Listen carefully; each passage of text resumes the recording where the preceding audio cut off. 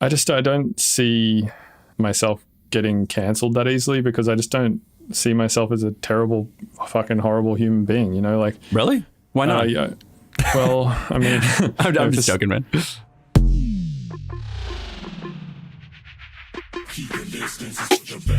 Welcome to the Mr. Bill podcast. I'm Bill's manager, Anand Harsh, also editor-in-chief of theunce.com. Today's guest is Haywyre, the keyboard whiz who has captured the hearts of glitch hop and future funk fans around the world.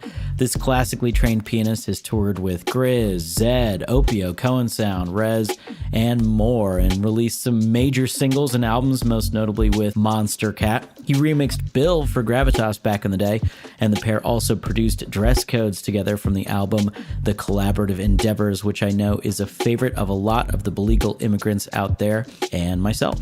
We've got a lot of new listeners to the show coming off of last week's special episode with Mimi Page and Il Gates, so let me reset things and give you a lay of the land. First of all, I do these intros for Bill because he hates doing them and having to sell himself. However, I have no shame, so the duties fall to me. We are now dropping 2 episodes a week on Mondays and Thursdays. Subscribers to the Mr. Bill Patreon get episodes a full week before listeners to the free feed, and early access is available to listeners at all subscription levels, even those at the bare bottom tiers. Our podcast producer Robert just had a new baby boy last week and managed to edit both episodes that came out, including the rush job on our special episode. So, help us out and subscribe so we can feed him and the baby. Patrons can also get bonus episodes, merch, Discord roles, and so much more. Just head over to patreon.com/Mr. Bill's Tunes to help feed our growing podcast family. And you'll still be able to listen to this show on your podcatcher of choice. If you want to get on the production level with Haywyre and Mr. Bill, go to MrBillsTunes.com to sign up as a hardcore Ableton-ear. You get full access to Bill's project files and tutorials, as well as sample packs and other cool shit. All right, let's get to Bill's episode with Haywyre.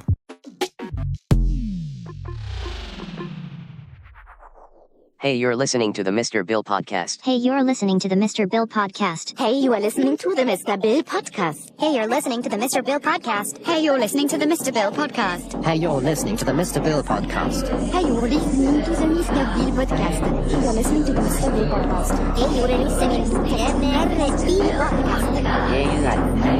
Hey, you're listening to the Mr. Bill podcast.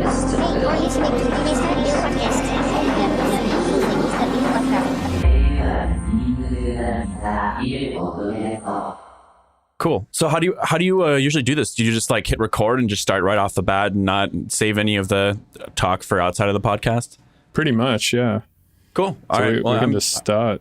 Let's do it. Yeah. Well, I think we've already started, actually. Yeah, man. Well, I guess first thing is thanks for coming on. Thanks for taking the time to do this. I know we tried to do it a couple of times, and then for some reason, I mean, I try always when I'm doing these podcasts, and I know this is kind of a pain in the ass because I don't like people doing this to me, at least in the realm of shows. But I try to just contact artists directly who I already know pretty much and be like, hey, want to do a podcast? And whenever it seems to go through managers, it always seems to get fucked up. For instance, I tried to do one with Zeke Beats one day, and he was like, yeah, let me just get my managers on clued into this and see if it's all good if I do a podcast. And I was like, wait, you have to ask somebody if it's okay for you to have a conversation with me. And he's like, yeah, I guess so. And then we were supposed to do it when we were playing a show together. And then it got to the day of the show and he was like, oh, can we still do it? And I was like, well, no, because I've made other plans now. But well, I mean, I run everything that I do in my life, personal and professional, by my management for approval. So I'll wake up in the morning and before I shower, I make sure to call my manager and I ask him if I've earned the right to shower yet. And usually if I've finished a song recently, he'll allow it. So sometimes I'll go months. I'll go months without showering, at times. I'm at the 10-month marker right now. Nice. Yeah. How's your quarantine been? The experience has been quite all right for the most part.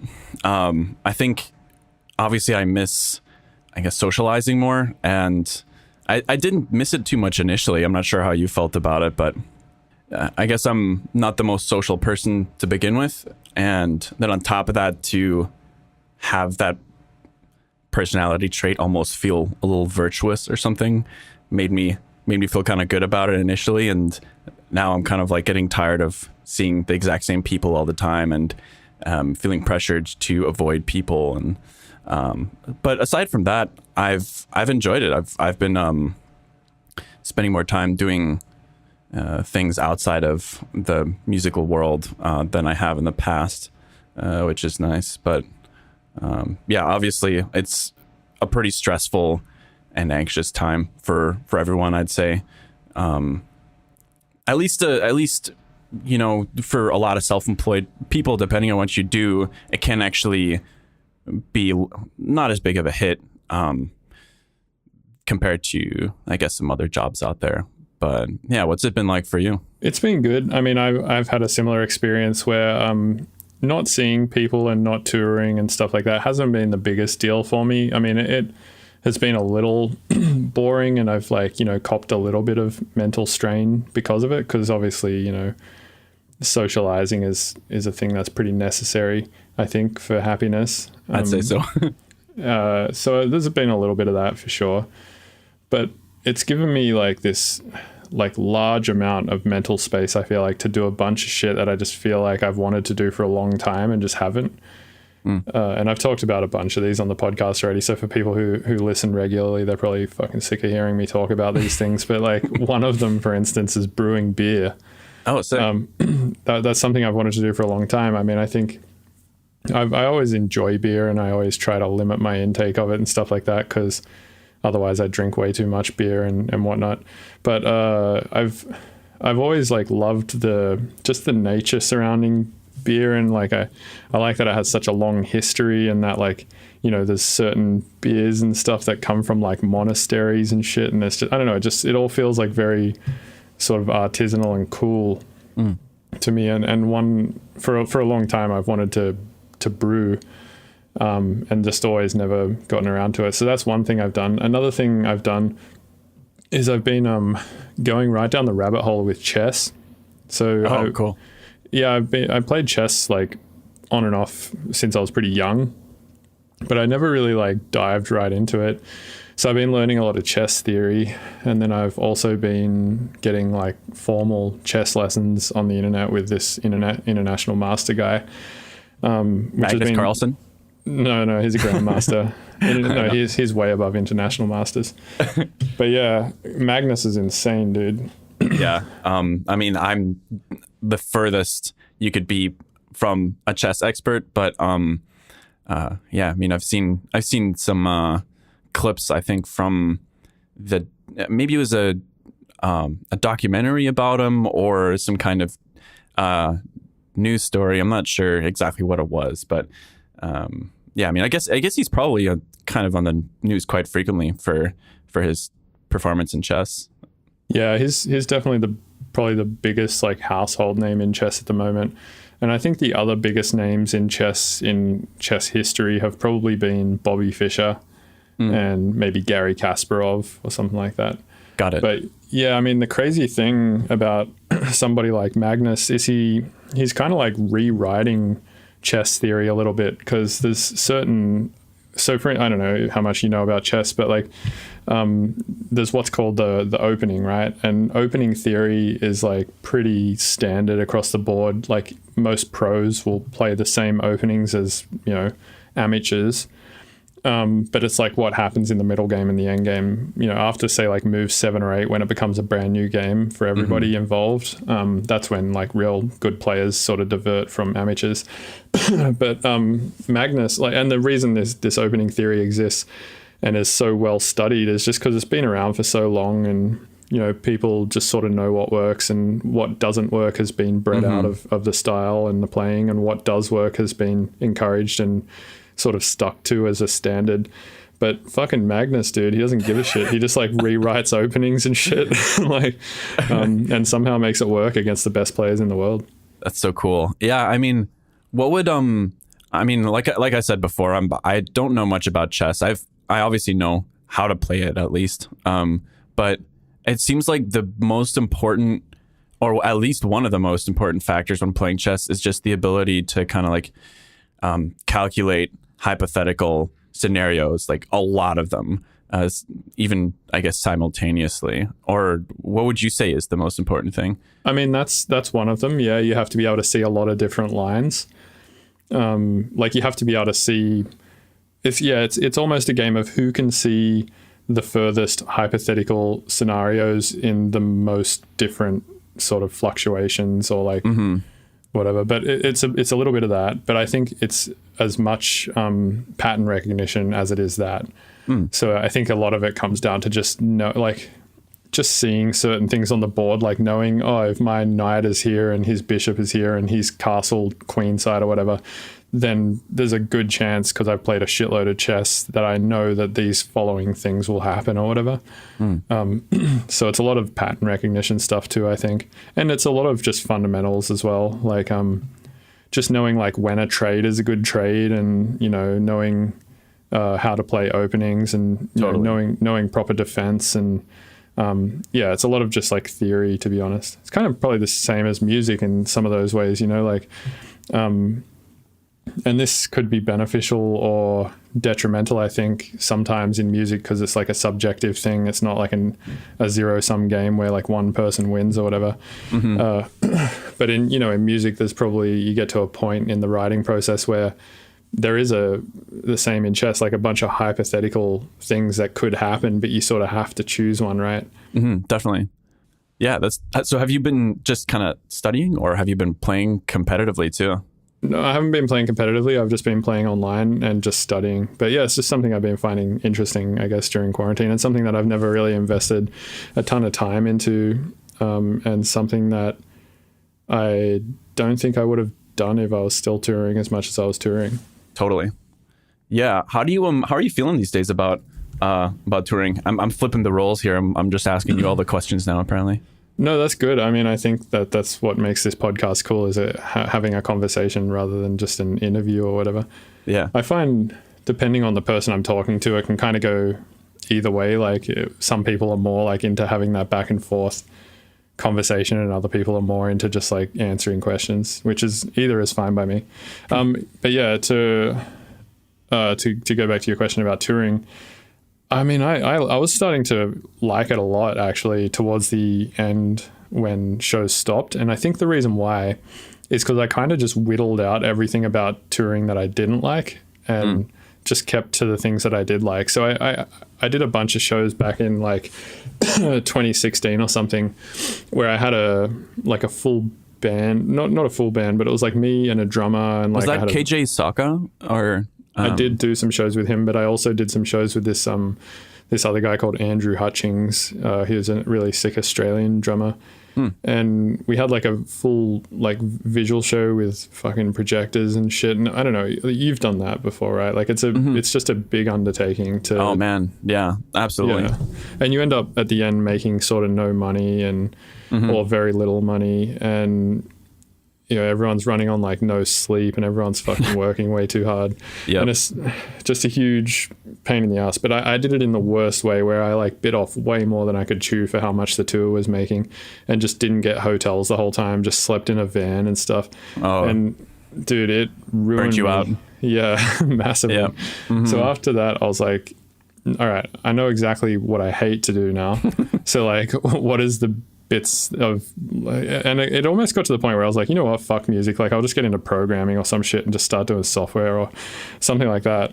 And I don't know, it got to this point where I was like, all right, I had to have like a big conversation with myself about like, what is it that I like about music and being a musician, and what is it that I don't like? And I figured like, I really like making beats and I like being in the studio. And when I go to a show, I don't want it to be this huge fucking thing where I have to like drive a shitload of gear to a place and, set up this huge thing, like get to the show like 10 hours early and stuff like that. Or at least maybe if the budget was different and, you had more hands helping you, then maybe that would change things a little bit, right? Yeah, but that's not happening, So. Yeah, no, for sure. I was just kind of curious because I've definitely gone through the same thing. But yeah, sorry, go ahead. Oh, yeah. So I kind of whittled it down to what I really wanted to be doing is just DJing, like walking into a club with a USB stick and just playing tunes. And that's kind of where it was at the end. And I was playing to like bigger crowds, getting paid more. People in the crowd didn't seem to give a shit that I wasn't doing live shows and everyone was just listening to the music and enjoying it. And everyone was having a good time, me included. So towards the end, it was actually pretty enjoyable. Albeit I was like, it was a pretty fast paced lifestyle because like Monday through Thursday, I was just in the studio or at home, i.e. in the studio, just making tunes. And then Friday through Saturday, I was just flying around the country DJing. So it was sort of like this weekly routine that I had, but it felt pretty healthy. I mean, like Monday through Thursday, I'd go to the gym and make music. And then Friday through Saturday, I'd just be doing shows. And it felt like a good routine, and I was actually enjoying it a lot. But how about you? Like, what was your experience like with touring before shows weren't a thing? Yeah, I mean, I had I guess a fairly similar experience to what you're describing in 2016 at the end of last year, and my background with music kind of prevents me from exploring DJing more. So that's never really been on the table for me. I guess at least creatively. But yeah, no, I was touring a decent amount up until the end of 2019, and then I was on tour with Cohen Sound, and I actually it was funny. We were I think it was in Manchester. That I called them Cohen Sound, and somebody in the crowd called me out for it. It's Cohen Sound. It's like felt so embarrassed, but anyways, fucking yank. We were on tour together for 3 months, and it was in a lot of ways definitely one of the coolest experiences I've had, just because Jim and Will are like huge inspirations to me, and they have been for a long time. So kind of meeting them personally and hanging out with them on the road and stuff was really cool. But yeah, I think the circumstances of the tour were a little unfortunate. A lot of the logistics got mishandled. It was our first time for both of us working with a new booking agency. And I mean, it's hard to say how much what had to do with what factors kind of falling apart, I guess. There was a variety of different issues, but it kind of ended up stressing everyone out. And by the end of it, it was, I definitely felt pretty burnt out from just the whole touring experience. And I know some of it came down to what you were describing in terms of, just if you're getting paid a certain amount and you're putting in just significantly more than that in time and effort and employing people and all that kind of stuff, and you end up losing money on top of kind of like putting your mental health at risk. And I guess it can be hard to justify that in the long run. Like, you can definitely pull it off in the short term, but after 3 months of that, I felt super burnt out. I was like, okay, I think seeing as I'm not too fond of the idea of being a DJ or anything of the sort, because I don't know, I just can't have that relationship with live performances. Unfortunately, it just doesn't work for me. But do you think like live performances, I don't know, to me, I don't see DJing as an exclusive thing. It's like you can DJ and you can also do live shows. Totally. So I guess that's the way I look. Do you not see yourself being able to DJ full stop at all for any purpose ever? Not for any purpose. I think maybe just specifically for my Haywyre project, it doesn't make sense to me, because I guess the foundation of the project for me has always been kind of combining my passion for keyboard performance with electronic music production, and to try to like take a big chunk of what the project is about out of it, just to I guess make it more profitable or feasible for touring. Yeah.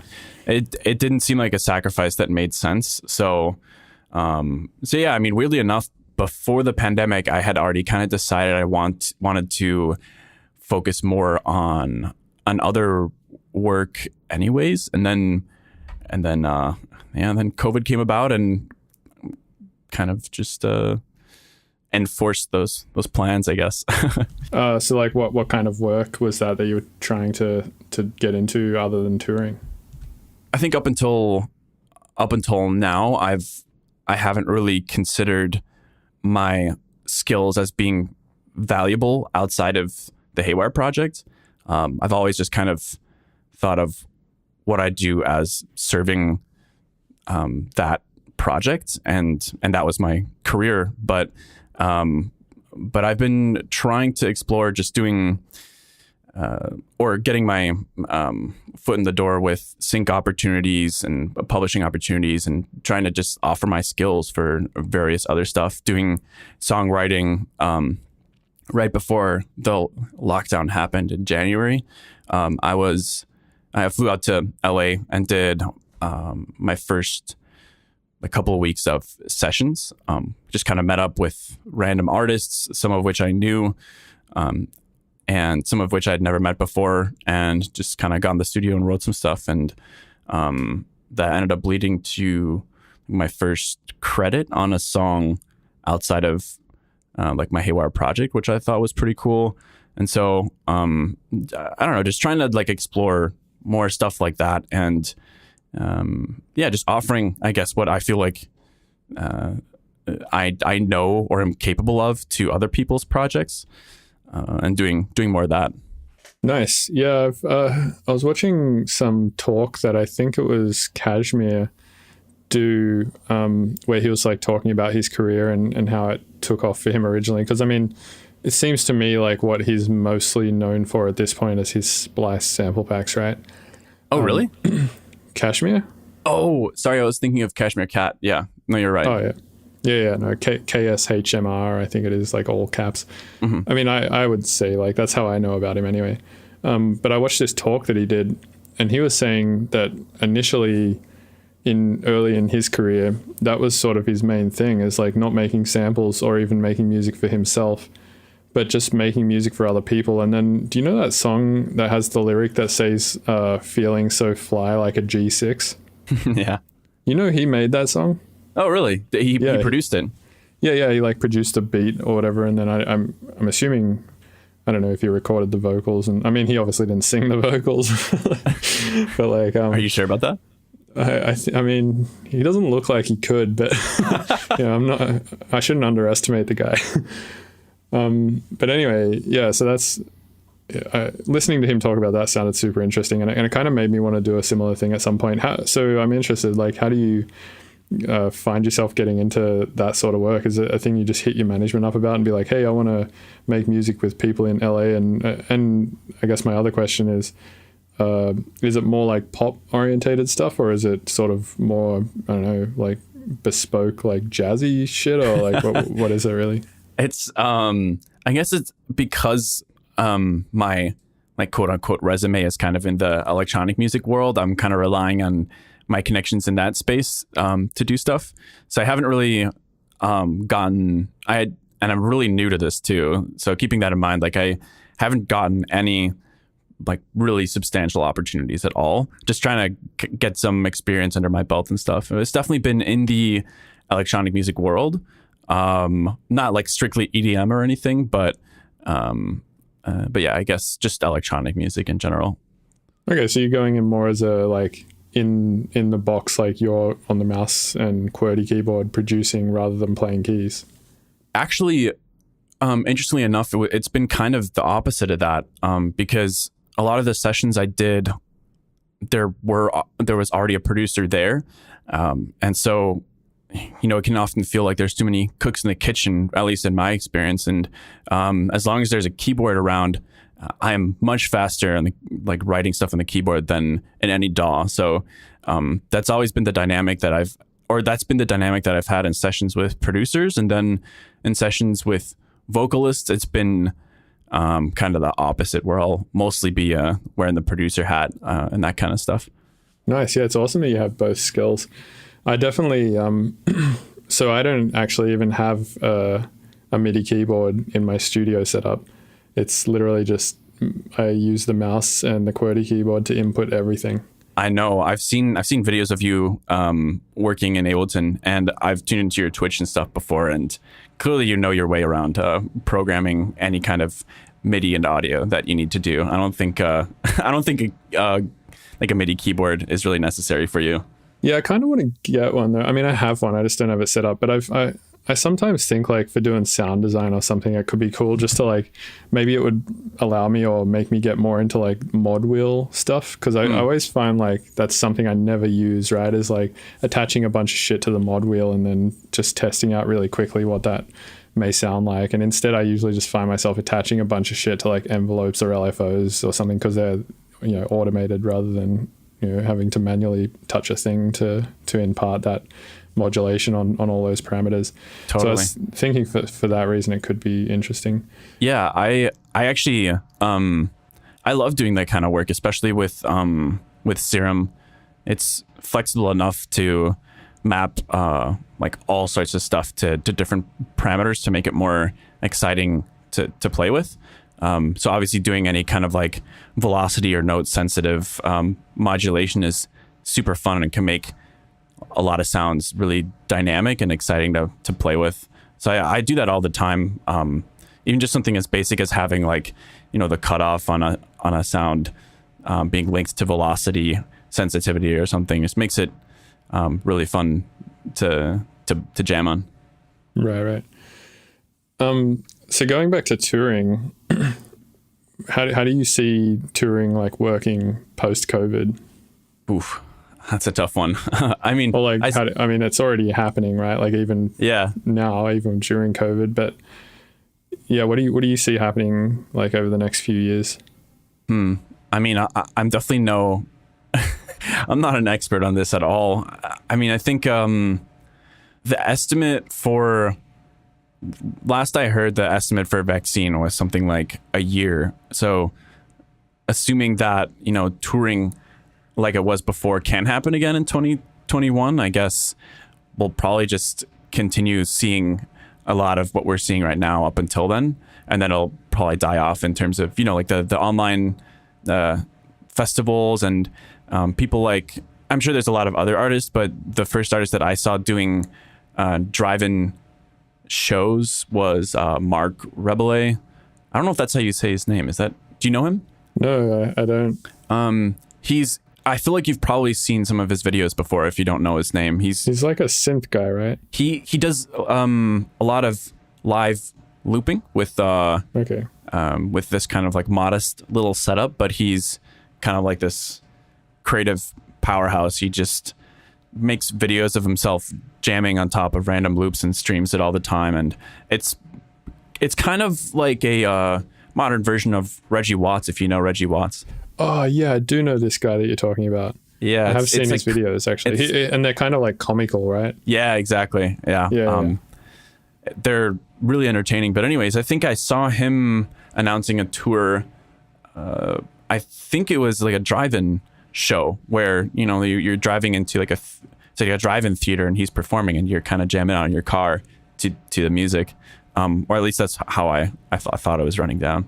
Yeah. I saw a few of my friends. Actually, I had Dirt Monkey on the podcast 2 days ago. He did a drive-in show recently. Really? Yeah. He did one with Peekaboo, I think. Oh. And yeah, I mean, we had a big conversation about like the ethics of doing shows right now.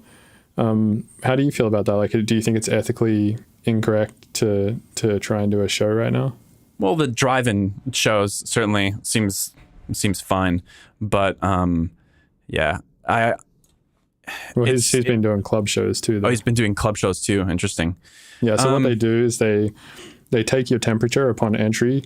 They say masks are mandatory, and then they limit the capacity of shows to like 100 people, even if it's like a 1,000 person club. Interesting. Yeah, I think obviously with pretty strict precautionary measures, it can be fine.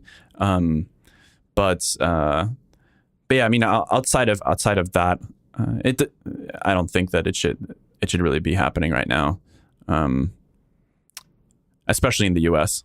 Yeah, I think it's just going to lead to further closures, right? Like it's just you're going to see, and this is not just exclusive to shows, right? Like this has also got to do with restaurants already reopening, even with the outdoor seating and stuff, because people have to take their masks off to eat, obviously, right? So, I mean, I think that like any sort of gathering of people, whether it be restaurants or events or anything like that, should be treated with more caution, because it's just gonna, like, I understand the economy is like fucked, but like also like this is not really going to solve it. It's just going to make it worse. I feel like it's the same as just like if you have a personal medical issue that you just keep ignoring or something like that, it's just going to keep getting worse, right? Like you should probably go get it checked out or whatever. And I feel the same way about this situation. It's like, this is a medical issue, but it's not just for one person, it's for the entire human race. So it's like if it's a thing that we're obviously not ignoring it, but if it's a thing we just keep like forcing to try and fix the economy, I feel like it's going to just cause further closures down the road and just fuck the economy up even worse. Yeah, totally. There's a lot of kind of factors at play, and I think a lot of it is kind of actually really difficult to interpret. For example, like seeing the test cases rising and seeing maybe like the number of deaths rising too. It's like, it's really confusing to look at that data, honestly, because I don't quite understand whether the testing that happens in the US is held to the same standard as in other countries, and I don't really think it is. And so it's like, well, how do you compare that data then? And then also when you're reading that people are actually dying from COVID, I don't think there's a clear way of knowing whether it was specifically COVID that killed someone, or whether COVID just exacerbated like a pre-existing condition that then killed them. So it's like, I don't know, in some ways it's really hard to gauge exactly what's going on, but regardless, it's like, well, people are dying. So something as simple as wearing a mask should not be a big deal, Right. Yeah, all that exacerbated, coupled with like fear mongering from the media too is kind of fucked. Yeah. Because it like makes the issue like way harder to understand, even if you are like pretty literate and reading a lot of stuff or whatnot. Mm-hmm. Still, it's like, media sort of loves clickbait, and they love you to click on their website because they can sell ads to you then and all that kind of stuff. So it's like there's so many reasons for the media to want to lie to you and get you on their platforms. So you've also like got to take all that stuff into account too, I guess. Totally, yeah. And this might sound like kind of silly, but it legitimately kind of scares me a little bit. Yeah, it's just weird not feeling like what sources to trust or what to take seriously, and I think it's kind of confusing because it makes it hard to know what to believe. Right, but also on the other hand, right, it's like the logical side, at least of myself, tells me like we should probably just listen to scientists, right? Who like, there's people who have studied epidemiology like well before this virus came along. There's totally doctors that have studied this shit for like the better part of 2 or 3 decades, who have just been studying it regardless of whether or not a virus is existing in our culture at the level that it is right now. So we should probably just like listen to those people. Absolutely. But also it's like, what if those people have some benefit to lying to you? Mm-hmm. Which can definitely happen, but seems less likely than, let's say, like a politician or something that's addressing it. Right. Yeah, because they just have like so much more agenda. Mm-hmm. Dude, speaking of politics, did you see Kanye is running for president? I did, yeah. It's hard not to notice that one. Yeah. What do you reckon is going to happen there? Are you an American citizen, by the way? Because you're Austrian, right? So I lived in Austria for a while. I have American and German citizenship, so I do have dual, but no Austrian citizenship. Okay, so you were born in Germany, or? So I was actually born on U.S. turf, but I just moved to Austria when I was fairly young. I lived there for 7 years, and and then came back to North America. Damn, so do you speak like Austrian and German and stuff? Ja, ich spreche Deutsch. Nice, dude. Yeah, it doesn't really come in handy at all, to be honest. The only time I speak German is with my family, and very rarely do I meet somebody that I can just randomly have a conversation with in German. So it's not, I don't feel like it's a very, it's ubiquitous enough to be very useful, but Right. I can sound very vicious and angry to people. That's good. Yeah, I always feel like German sounds like, maybe apart from Hebrew, the most aggressive sounding language. It's just like very hard edged. It's like all the and like Yeah, exactly. like, yeah. Isn't there a word in German that like expresses like a form of sadness that is just like unexpressible in English or something? Oh, maybe you're thinking of Schadenfreude. Yeah, that's the one. Yeah, it's happiness at someone else's expense, or maybe I don't know if that's the right way to phrase it, but it's experiencing happiness when somebody else is grieving, I guess. So like the opposite of Pretty dark. oh fuck, what's that word? I can't remember. Anyway, so so after COVID happens, when there's a solution, like either by vaccine or whatever, and during, I guess, your plans, at least in the music realm, is sort of just to try and keep doing sync stuff, or do you have like other plans for Haywyre? Or Yeah, for sure. I mean, I guess to be pretty transparent, I think I'm a little bit scattered right now. I think I don't have like a very obvious focus because I think a lot of things, even aside from the pandemic, have kind of changed the industry, and I think I've changed too over the last few years. And I guess the Haywyre project for me is already 11 years old now too. So a lot of stuff has changed since then, and I think I'm trying to just kind of understand how to make something next that really speaks to where I think the project should go. And it's just taken some time, I guess. So yeah, I'm definitely still writing a lot of original music, but it's been really difficult to finish it. I've been taking vocal lessons as well to learn how to sing. That's actually been really fulfilling too, and kind of like learning various different pieces where I can play piano and sing has been like a really cool experience. But yeah, I've been doing just all sorts of various little projects here and there, but no like extremely major singular project for the Haywyre I guess like profile that's happening right now. Right. So the Haywyre project, it's always seemed to me like this kind of like, I mean, it's very theoretical, it seems like, in a lot of ways, because you have like a pretty heavy theory background, but also like, quite like you concentrate a lot on songwriting too. It's not like you go right down the theory hole. It kind of seems like you also hold a lot of value on just like simple and well executed songwriting. So I'm curious, like, what is it that you're finding interesting on the music theory side of things lately? And then what is it that you're finding interesting on the songwriting side of things lately? Yeah, I mean, I guess to sum it up, I've been the general change in my like creative interests has pivoted more and more away from I guess more sound design and complexity and just veering away from that and being more interested in relatability. So I guess naturally, like, learning how to sing also means like I've been experimenting more with like writing lyrics and paying more attention to lyrics in other people's music. So that's been quite interesting, is to kind of tap in more into that idea of like relatability. And yeah, it's been really satisfying to just learn other people's music and just, play it back and sing it. And even that alone is not something I ever really did in the past. And I'm kind of surprised I never learned how to sing, honestly. It's like such a natural instrument, and it's so gratifying.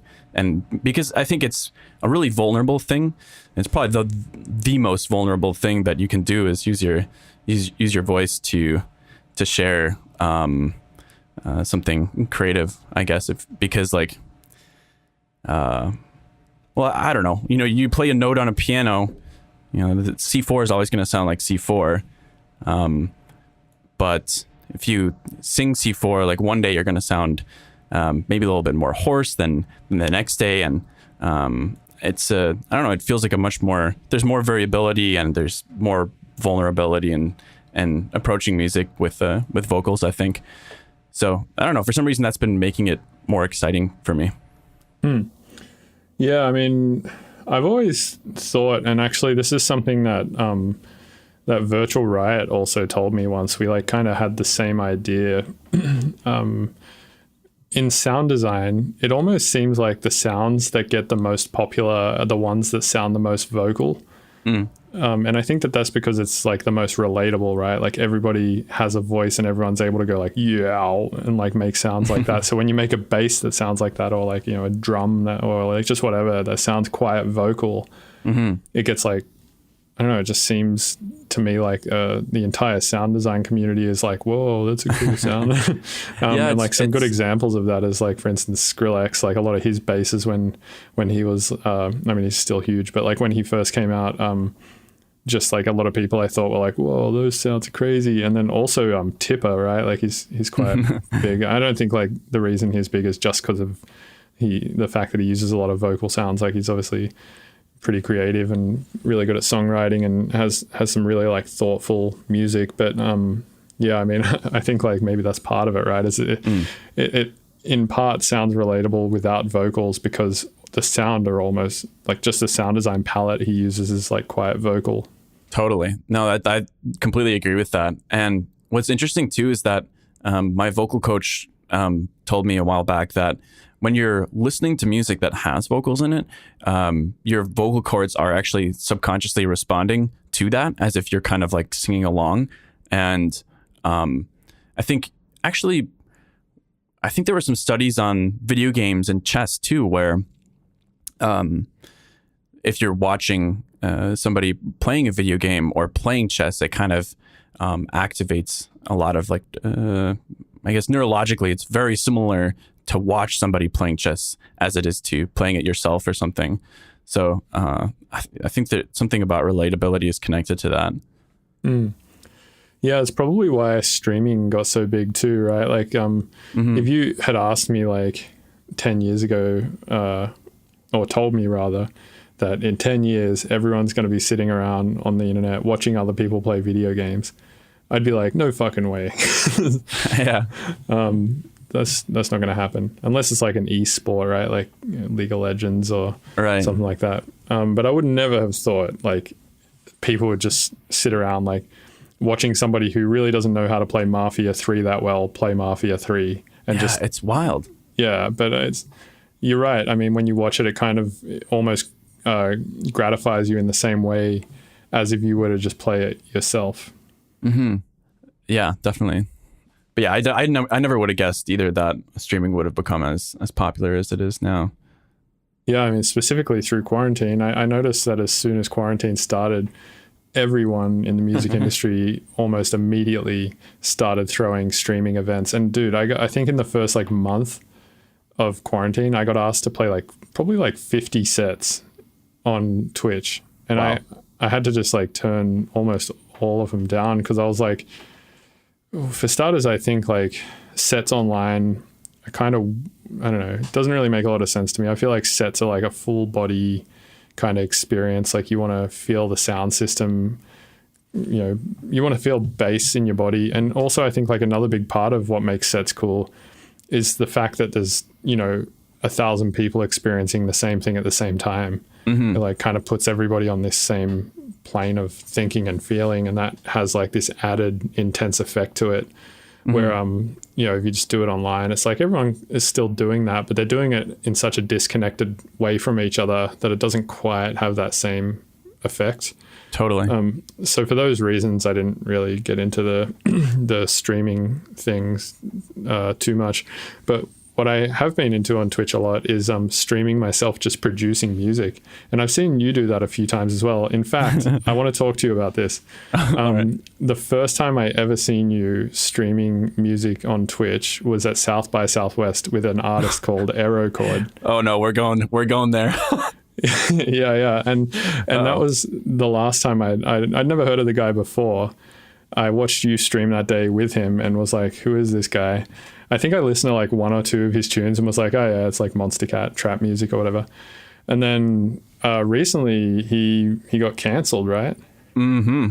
I saw someone post on my Discord the other day and I was like, oh, I remember that name from that time you were streaming with him. And then I read about like how he treated this woman horribly and yeah, maybe we can talk about cancellations because I mean, there's been a lot of those lately.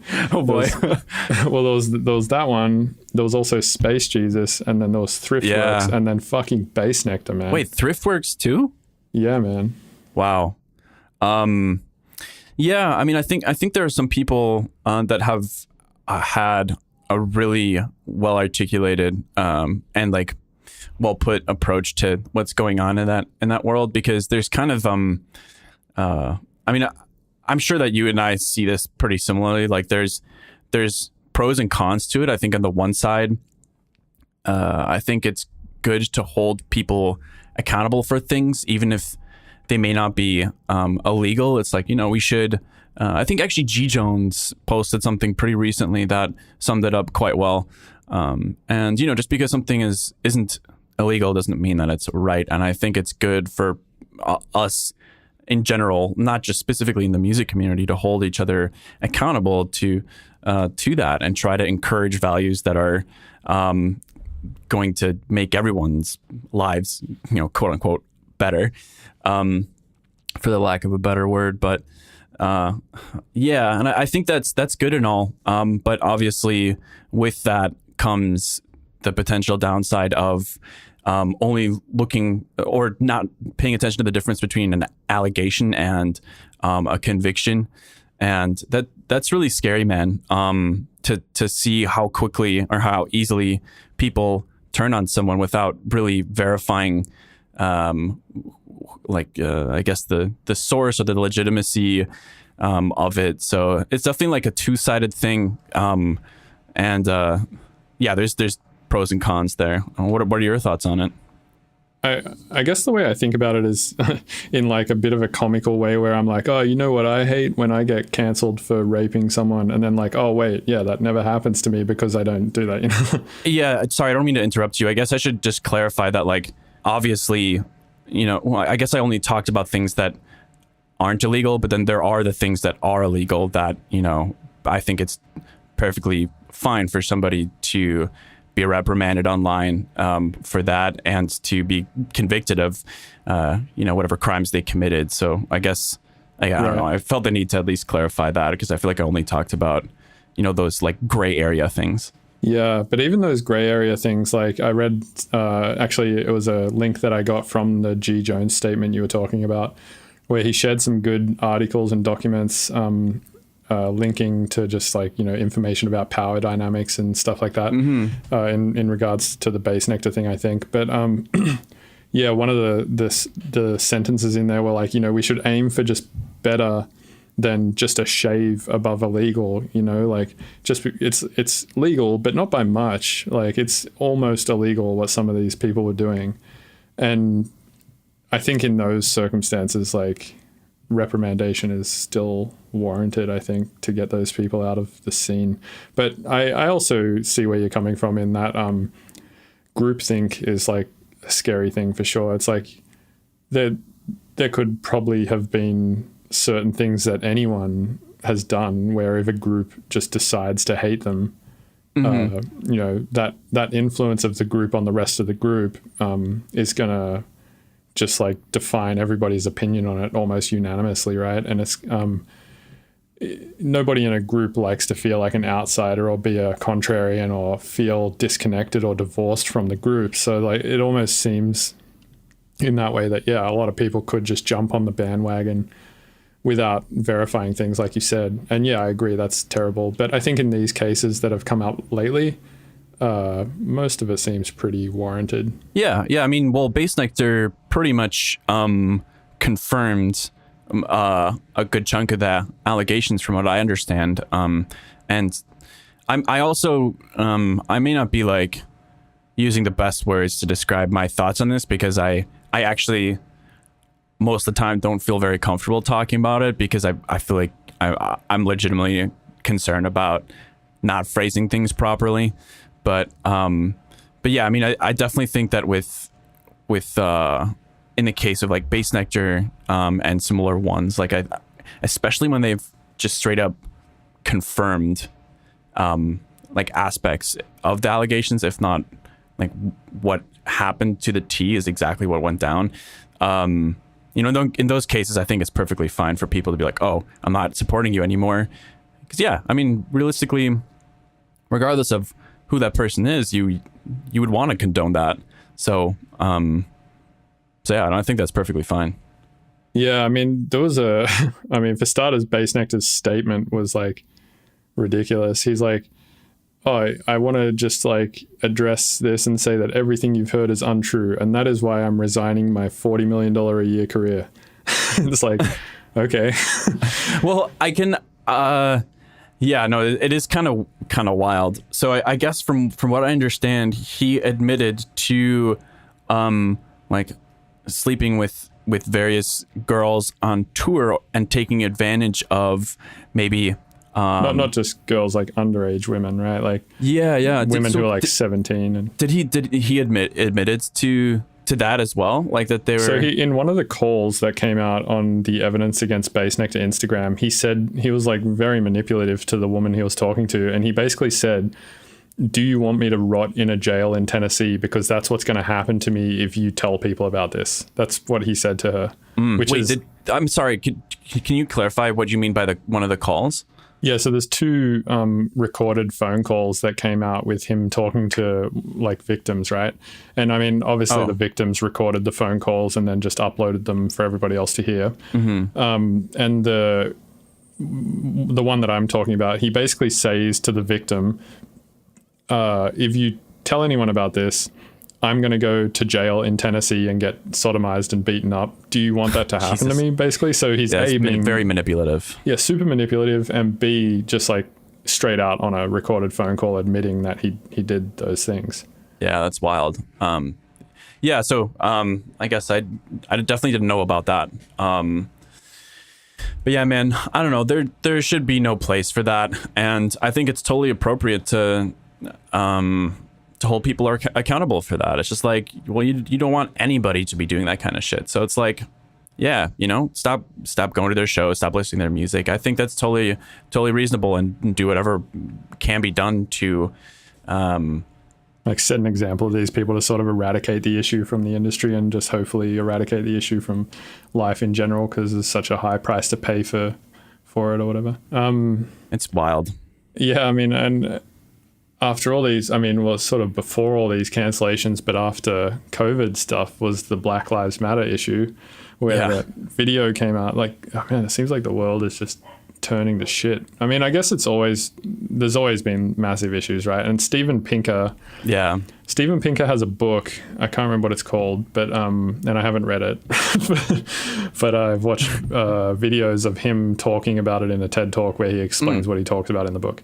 And basically the book is about like how everything in life is actually getting better, where like if you actually look at graphs over the past like few hundred years, almost by every metric, the quality of life and whatnot and the world itself is better than it has ever been, according to science or whatever. I think that's the point of it. Anyway, yeah, it seems like that has not been the case this year, and I'm wondering, I guess, if it's because we're so aware of what's going on, because A, the internet exists and is able to show us these issues so clearly, like they're right in front of our face, we can't ignore them. And B, because everybody has like, nobody has their attention diverted right now because everyone's just at home, right? So everyone's just looking at their screens simultaneously.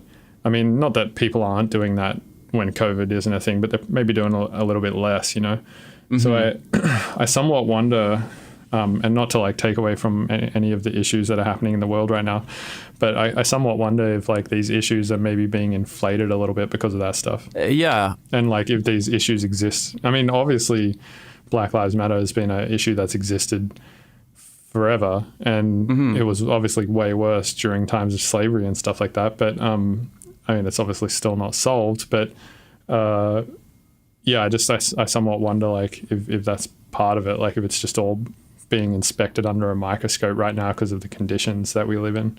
Yeah, I mean, like you said, like there's definitely like there's a very obvious legitimacy to like I guess just like the presence of racism in the U.S. But I mean, aside from that, well, I guess just globally, and I think it's a fundamental. I mean, on the one hand, it's like yes, you kind of want to do what can be done to eradicate something like that, but there's something deeper to that that's really hard to address too, which is just the fact that I think humans naturally create generalizations and assumptions, and I think that it's like a lack of I'm not sure if it's willful inability to think of things in a more complex way, or what it is exactly. But I mean, obviously there's evolutionary advantages to making assumptions. There's only so much like brain power we have, so it's like, we can't think of everything that's happening around us constantly, and it helps conserve like energy usage and stuff to be like, oh, it looks like an apple, well, it's probably an apple, so I can eat that. But yeah, in the case of dealing with other people, there are reasons why that happens, and that doesn't mean that they shouldn't be addressed or kind of like surgically removed, but it's like it's so much harder than just saying like, oh, let's beat racism, because it's like at least the way that I see it is like it's to some degree a part of us that that has to be kind of addressed on an individual level, if that makes any sense at all. Totally, yeah. Yeah, I think it, to like zoom out even further, it seems, or not even to zoom out further, but it just seems like people in general like to oversimplify a lot of things. They seem to be like, oh, this is an issue where the answer is so clear, well, let's just change that thing, right? And then the issue goes away.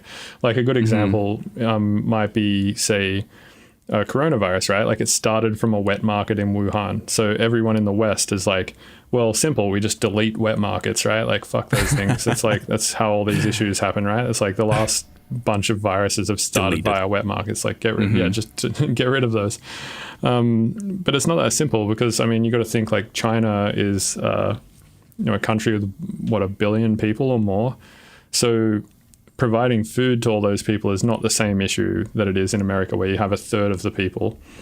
So, I mean, you need these like markets and stuff like that where people just sell all sorts of shit to eat. Because I mean, it's like, there's just a lot more food that needs to be created to feed all those people. And so you can't just get rid of them. But yeah, I mean, I guess that's kind of my point, is that issues are really complex, and generally listening to experts on these subjects is probably the best move. Totally, yeah. I think that's part of the reason why, I'm not going to lie, my my heart's kind of racing whenever I talk about this kind of stuff, because it's just they're really tense topics, and for good reasons. People have really strong feelings about them, and I know that I am very fortunate with I guess not having like very direct or like severe like emotional like traumas or anything like that attached to some of these things. I've never experienced anything even close to racism in my life, at least. And so, it's hard knowing that, other people do have really direct experiences with that. And there's no doubt that can make you feel and think differently about them.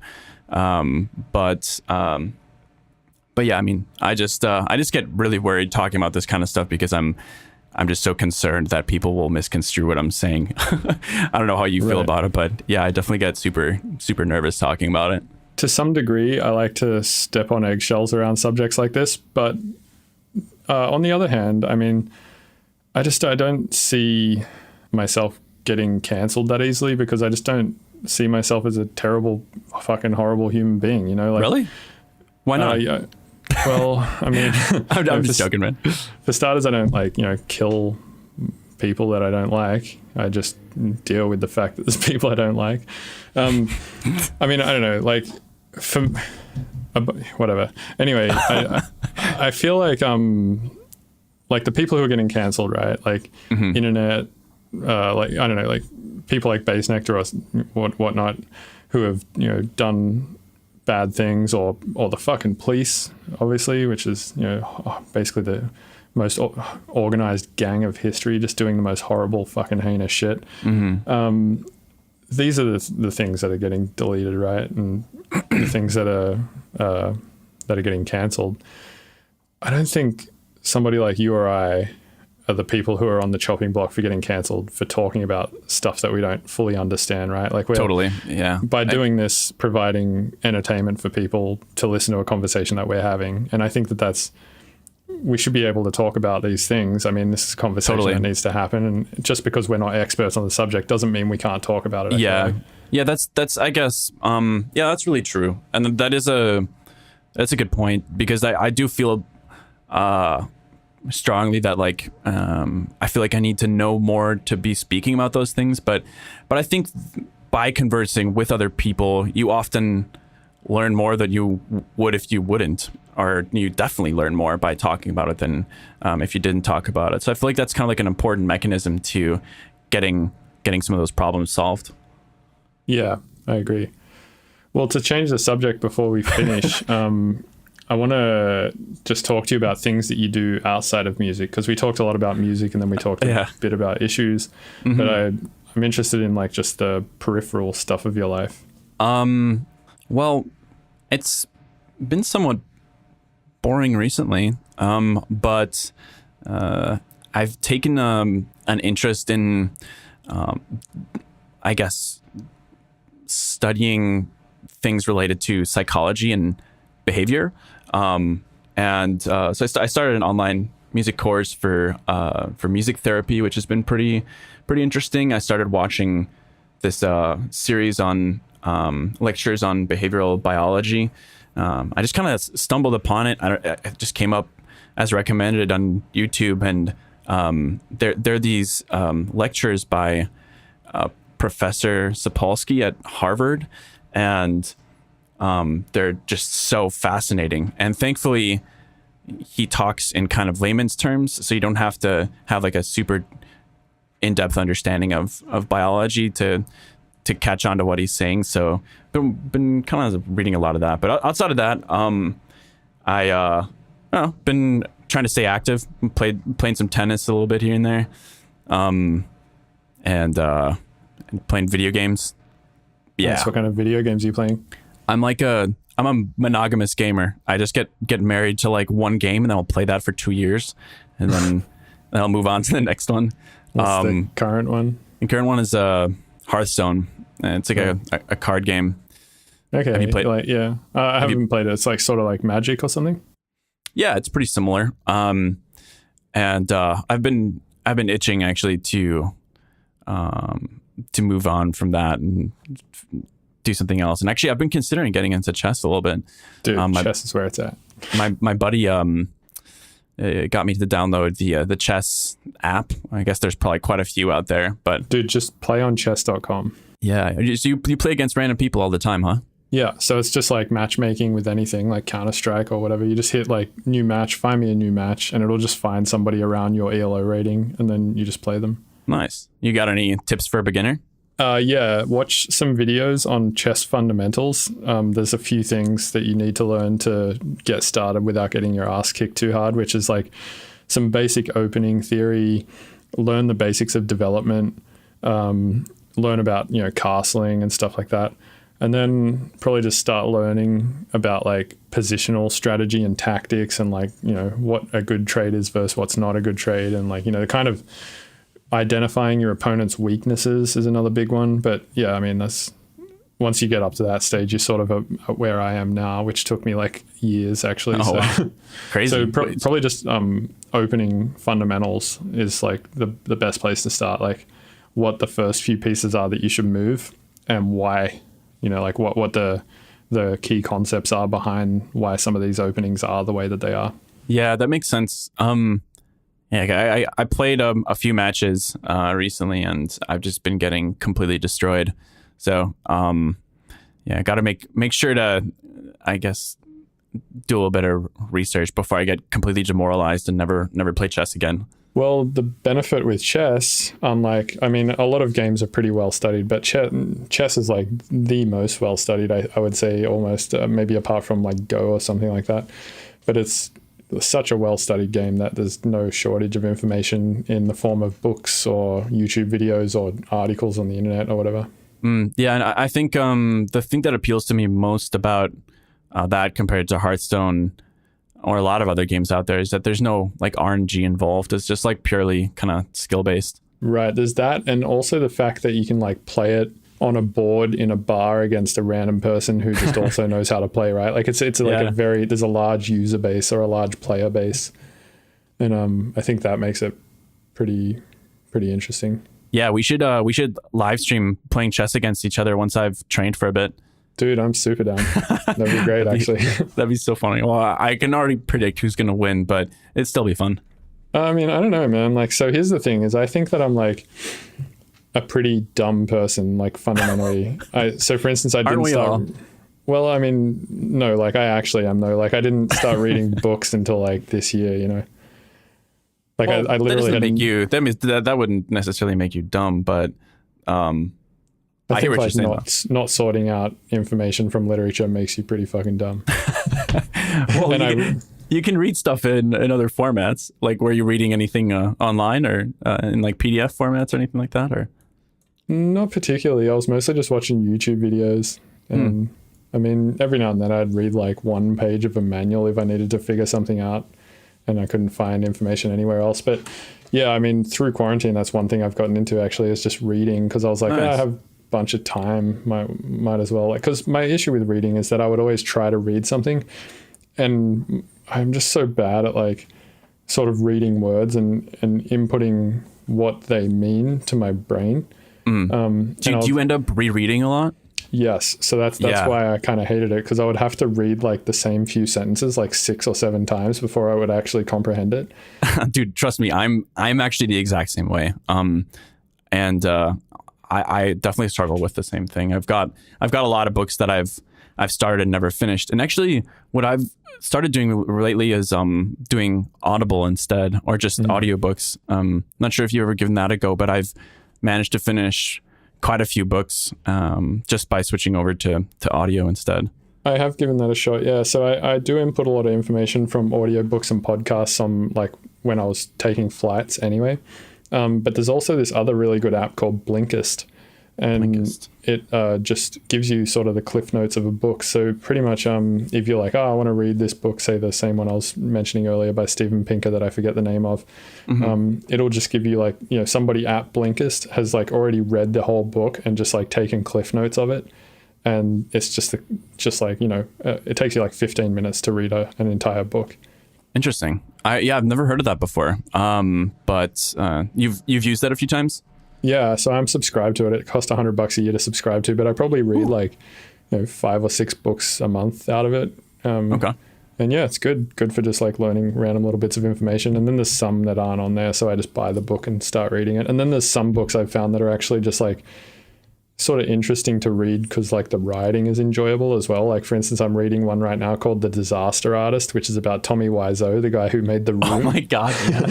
Dude, he wears two belts. One of them is to keep up his jeans and the other one is to keep up his ass. What? Yeah, he's the weirdest fucking guy. And that actually, is that true?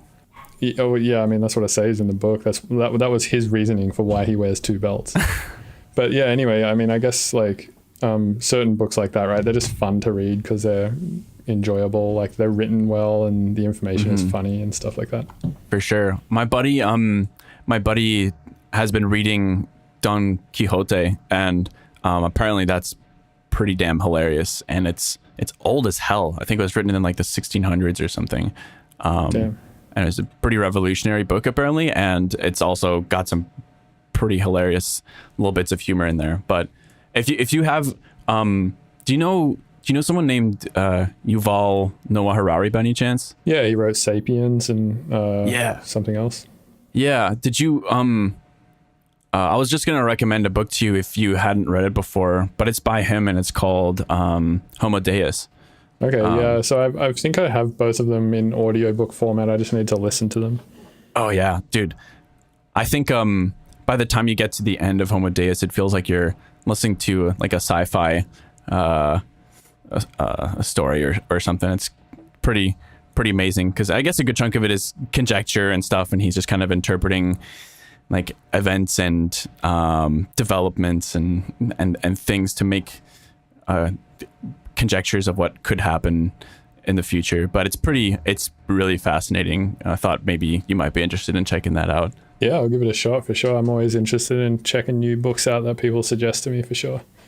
You got anything that you'd recommend to me? I mean, The Disaster Artist for sure. If you're into like reading just something that's funny, definitely. I would highly recommend it. I haven't finished it. I'm like maybe halfway through it, but yeah, it's hilarious for sure. Have you watched The Room? Dude, yeah. Well, one of my all-time favorite movies of all time. It's incredible. Okay, you should definitely read this book, because it's so it's written from the perspective of Mark, so the other main actor in the book, right? Mm-hmm. And this guy Mark, he moved to LA originally because he wanted to be he wanted to get more into acting, right? So he went to acting school, which is where he met Tommy, and then and it's basically he became like Tommy's best friend, I guess.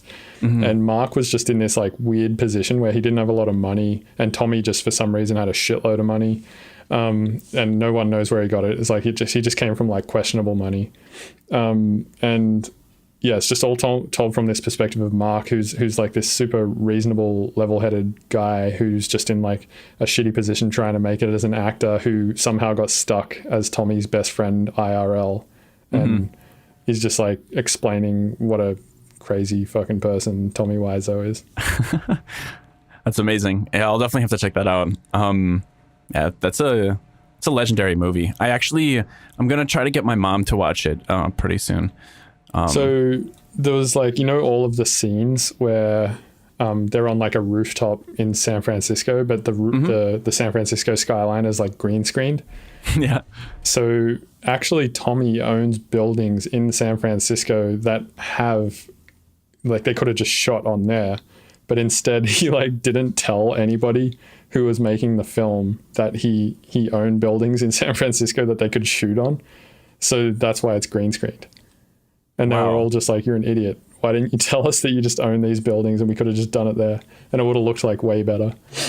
I mean, that's just Tommy for you, I guess. Just a bizarre specimen. Yeah, he's an insane person. So he actually was my girlfriend's landlord for a while. What? Yeah, so my girlfriend lives in San Francisco, and yeah, he was her landlord, and every time she would like email him about like some issue about the house, he would CC his assistant John, but it was clearly just still Tommy because it had like all the same spelling and grammar mistakes and stuff like that. Oh my god. And he would always refer to coronavirus as coronaries. What? Yeah, it's just an insane human being who just like, I don't know, like he's just the most questionable dude. And this book just like, it doesn't really like answer any questions. It just like makes him way more questionable. Yeah, well, definitely I added that to my watch list while we were just talking about it because I need some more lighthearted stuff in my library. Yeah, it's a real good one. Heck yeah. Cool, man. Well, that's probably a good place to wrap, I would say, unless you have anything that you want to talk about. No, man. It was fun chatting. Thanks for having me. Of course, man. Yeah, I appreciate you coming on again. And yeah, it's always a pleasure to chat with you.